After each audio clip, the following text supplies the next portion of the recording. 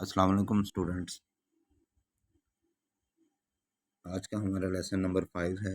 Poem एक नज़म the rain, बारिश के बारे में, जिसके पोइट हैं William Henry Davis. William Henry Davis ने ज़्यादातर टाइम गरीब लोगों पर लिखने के लिए और फितरत के बारे में लिखा है। बेसिकली यहाँ पर बारिश सा मंज़र जो बयान किया गया है, इन चीज़ों को बयान करते हुए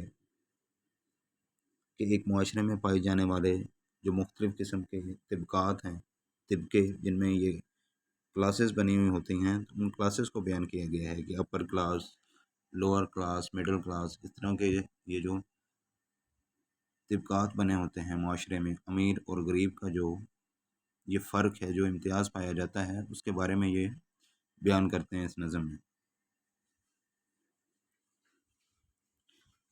एट द स्टार्ट देखें, I hair leaves drinking rain. I hair मैंने सुना, लीव्स पत्तों को, ड्रिंकिंग रेन यानी कि बारिश से सैराब होते हुए। मैं पत्तों की आवाज़ सुनता हूँ जो बारिश से सैराब हो रहे हैं। लीव्स इसका मतलब है पत्ते, उर्दू मीनिंग भी साथ के साथ आपको मिल जाते हैं। I hear rich leaves on top. अब यहाँ पर रिच से मुराद क्या है? जरखेज़। वैसे तो रिच का मतलब होता है अमीर, लेकिन यहाँ पर रिच से मुराद क्या होता है? जरखेज़ हो जाना, यानी कि जो पत्ते सरसब्ज हों, उनको जो है वो रिच का मीनिंग कहा गया है। I hear rich leaves on top. मैं ऊपर के जरखेज़ पत्तों की आवाज़ सुनता हूँ। Giving the poor beneath। अब पुअर beneath, पुअर से मुराद यहाँ पर गरीब नहीं है, बल्कि यहाँ पर इसका मतलब बनेगा कि वो पत्ते जो इतने ज़्यादा सरसब्ज नहीं हैं, या जो सूखे हुए पत्ते भी आप कह सकते हैं। दरख्तों पर अक्सर आप देखें ना, पत्ते जो हैं वो कुछ हल्के हल्के सूखे हुए भी होते हैं, और कुछ पत्ते ऐसे हैं जो बिल्कुल नीचे की तरफ आपको नज़र आएंगे। गिविंग द पुअर beneath यानी कि नीचे कमज़ोर पत्तों को देते हैं। एक जो दरख्त है जो सरसब्ज शादाब है, एक दरख्त के ऊपर वाले पत्ते होते हैं, एक नीचे वाले पत्ते हैं। तो नीचे जो पत्ते हैं वो ऊपर से जो बारिश के कतरे जो गिर रहे हैं, वो पहले ज़ाहिरी ऊपर जो है वो सरसब्ज और शादाब होंगे, बाद में जो है वो नीचे की तरफ आते हैं। Drop after drop. ड्रॉप से मुराद है कतरा। अब कतरा कतरा करके जो बारिश है वो नीचे की तरफ आ रही है। This a sweet noise to hair.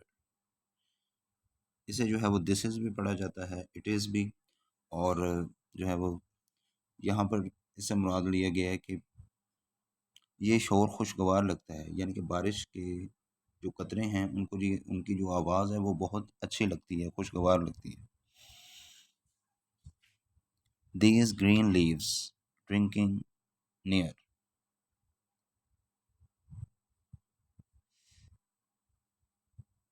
अब ये सब्ज पत्ते जो करीब ही हैं, बारिश के पानी से सैराब हो रहे हैं।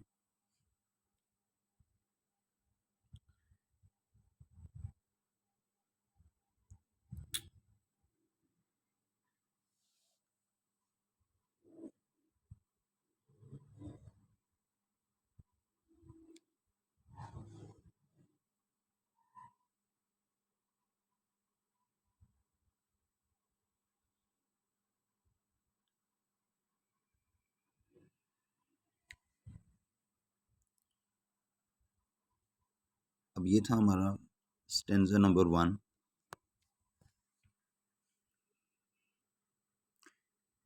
इस स्टेंजे में आप देखें, I hear leave drinking rain, I hear rich leaves on top, giving the poor beneath, drop after drop, this a sweet noise to hear। these green leaves drinking near। Basically इस नज़म में शायर अमीर और गरीब लोगों में पाए जाने वाले तबकाती जो फ़र्क है ना, जो उनमें इम्तियाज़ या डिफरेंसेस जो पाए जाते हैं, डिस्क्रिमिनेट लोगों को किया जाता है दौलत की बुनियाद पर या गुर्बत व अफलास की बुनियाद पर, वो इस चीज़ के बारे में वो बयान करता है। फर्स्ट स्टेंजे में रिच और पुअर का जो कॉन्सेप्ट दिया गया है वो अमीर और गरीब का ही कॉन्सेप्ट है।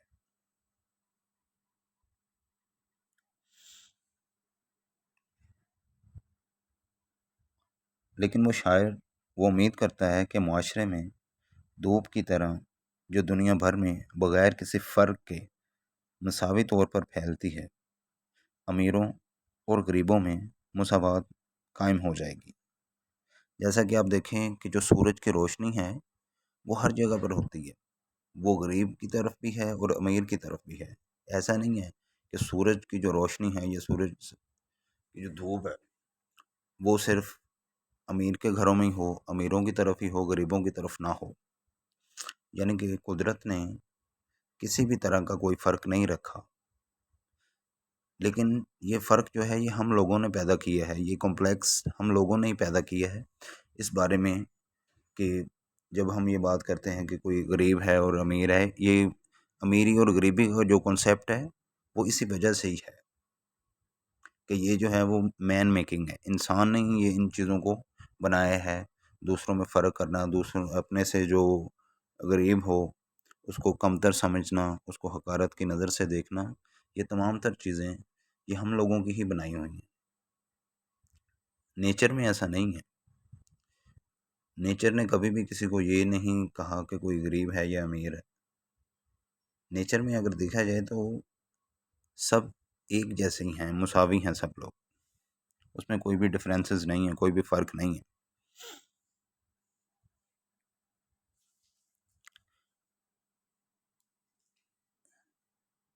अब अगर हम इस स्टेंज़े को मज़ीद देखें कि जिसमें बयान किया गया है, शायर इसमें मज़ीद इस बात को बयान करता है कि मैं दरख्तों के पत्तों पर गिरते हुए बारिश के कतरों की आवाज़ सुनता हूँ, तो यूँ महसूस होता है कि पत्ते बारिश के कतरे पी रहे हैं। ज़रख़ेज़ पत्ते जो ऊपर की सतह पर हैं, नीचे के कमज़ोर पत्तों को ये कतरे एक-एक करके दे रहे हैं। अब जहाँ पर आपने ये पढ़ा है ड्रॉप आफ्टर ड्रॉप, ठीक है? अब ये हो गया रिच लीव्स, ये हैं पुअर लीव्स। तो ये जो रिच लीव्स हैं ये पुअर लीव्स को ना एक-एक कतरे करके आगे जो है वो दे रहे हैं बारिश का। और इस तरह पानी पीते हुए, यानी कि बारिश के पानी की बात हो रही है, तो ये सरसब्ज़ पत्ते खुशगवार शोर पैदा करते हैं। ये है।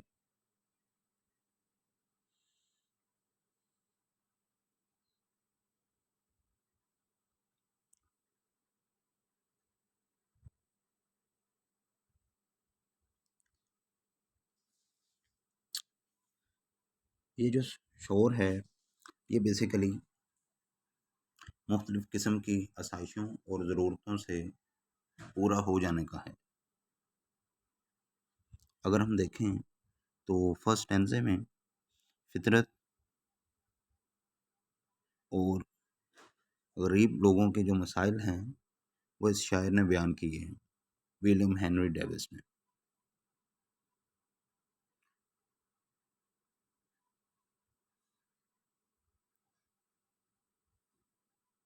और वो नहायत खूबसूरती से बारिश के कुदरती अमल का ज़िक्र करता है।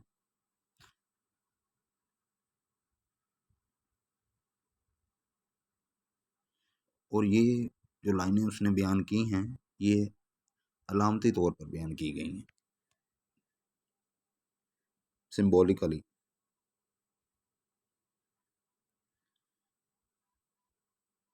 अब इसके सेकंड स्टैंज़ा की तरफ, दूसरे स्टैंज़े में शायर कुछ चीज़ों के बारे में बयान करता है।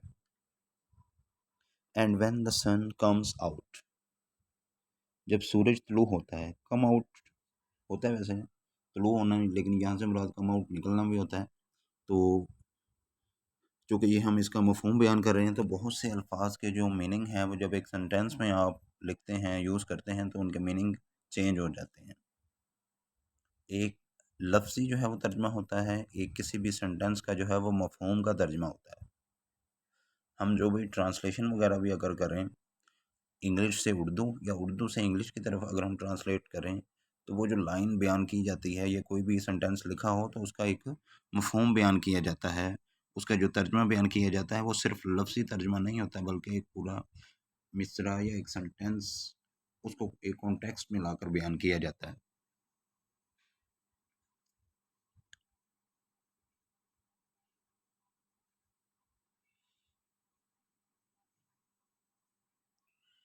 And when the sun comes out after this rain shall stop, a wondrous light will fill each dark round drop. I hope the sun shine bright.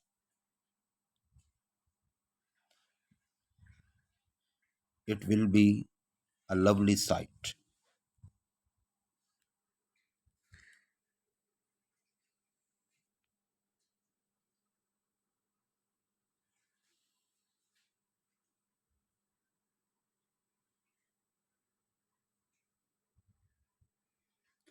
यहाँ पर जो लास्ट लाइन है, it will be a lovely site होगा।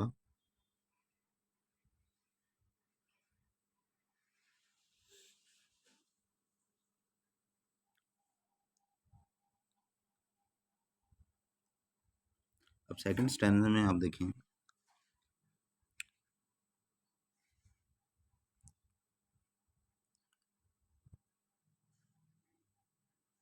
ये हमारा है second stanza. अब इसमें सूरज के बारे में बताया गया है, उसके तुलू होने के बारे में, और शायर कहता है कि जब सूरज तुलू हो, and when the sun comes out after the rain shall stop, बारिश के रुकने के बाद, यानी कि पहले बारिश वगैरह होगी, उसके बाद जब दोबारा वो देखता है कि सूरज तुलू हुआ है, अ वंडरस लाइट विद फिल, एक हैरत अंगेज रोशनी हर तरफ हो जाती है। ईच डॉर्क, यानी कि हर वो कतरा, राउंड द ड्रॉप्स, जो बयान किया जाता है,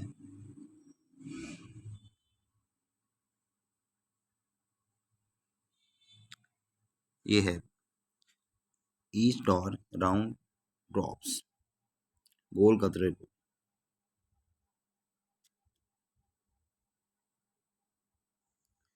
I hope the sun shine bright. वो नेक्स्ट कहता है कि आई होप, मुझे उम्मीद है, मैं इस चीज़ के बारे में एक्सपेक्टेड हूँ कि सूरज ब्राइट होगा, यानी कि ज़रूर चमकेगा। It will be a lovely sight, तो ये एक खूबसूरत मंजर होगा, इसका जो नज़ारा होगा वो बहुत ज़्यादा दिलकश होगा।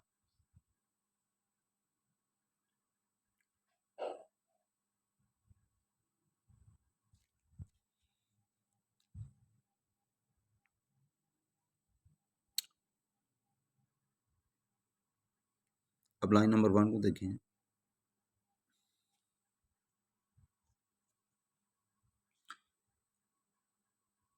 And when the sun comes out, और जब सूरज तलू होगा, after this rain shall stop,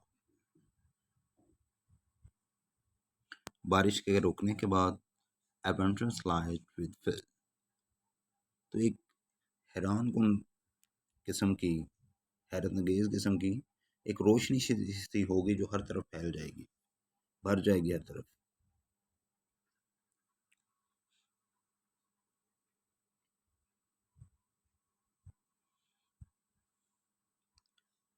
each dark round drops, हर तारीख गोल कतरे को जो बयान की गई है। I hope the sun shines bright, मैं उम्मीद करता हूँ कि सूरज खूब चमकेगा। इट विल बी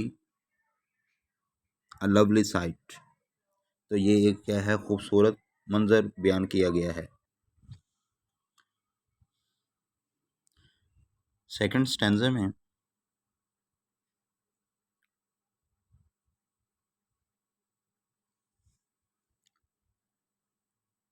शायर मुख्तलिफ एस्पेक्ट बयान करता है, यानी कि जब बारिश वगैरह हो जाती है उसके बाद जो नेचर या कुदरत का जो नज़ारा होता है उसके बारे में वो बयान करता है।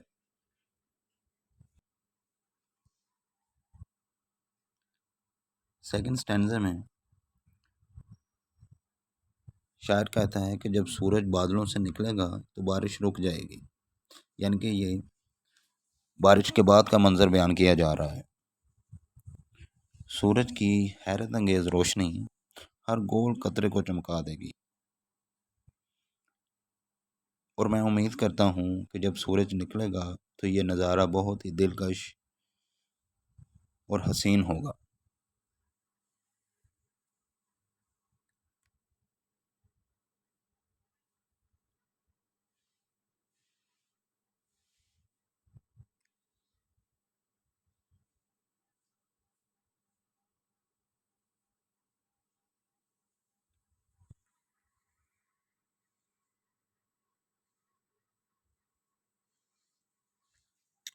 दूसरे बंद में शायर कहता है कि जब सूरज बादलों से निकलेगा तो ये बारिश रुक जाएगी।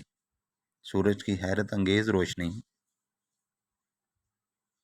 हर गोल कतरे को चमका देगी, और फिर वो ये भी कहता है कि जब सूरज निकलेगा तो ये नज़ारा बहुत ही अच्छा और दिल को भा लेने वाला होगा। उसके साथ यहाँ पर सूरज के निकलने से मुराद अच्छे दिनों की उम्मीद है, कि इंसान को जो है वो हमेशा अच्छे दिनों की उम्मीद रखनी चाहिए, चूँकि हालात हमेशा से एक जैसे नहीं रहते, बदलते रहते हैं, यानी कि ये जो तगय्युर और तबद्दुल है ये वक्त के साथ साथ चलता रहता है। इंसान को किसी भी लम्हे नाउम्मीद नहीं होना चाहिए, बल्कि हमेशा अच्छी चीज़ों के बारे में एक्सपेक्ट करे, अच्छा सोचे, अच्छा करने की कोशिश करे, अपने आप को बेहतर करने की कोशिश करे। चूँकि एक इंसान अगर गरीब है तो वो अपनी मेहनत के बलबूते पर अपने आप को बेहतर कर सकता है, चेंज कर सकता है, अपने हालात को बदल सकता है।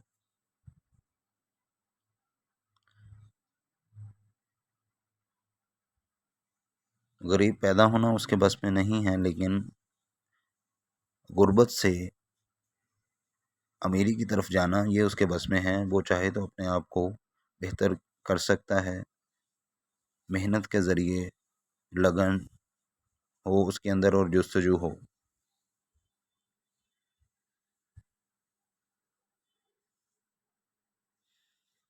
अब जैसे ही आप देखें कि माशरे में मुख्तलिफ़ तरह के जो लोग हैं जो अपनी गुर्बत व अफलास की वजह से आगे नहीं बढ़ते, लेकिन अगर वो कोशिश करें तो वो आगे बढ़ सकते हैं। इसी तरह सूरज की ये रोशनी बारिश के तारीक गोल कतरों और ज़रख़ेज़ सब्ज़ पत्तों के लिए भी यकसा होगी, और इसी तरह दुनिया की खुशियाँ और राहतें सब के लिए इकट्ठी होंगी।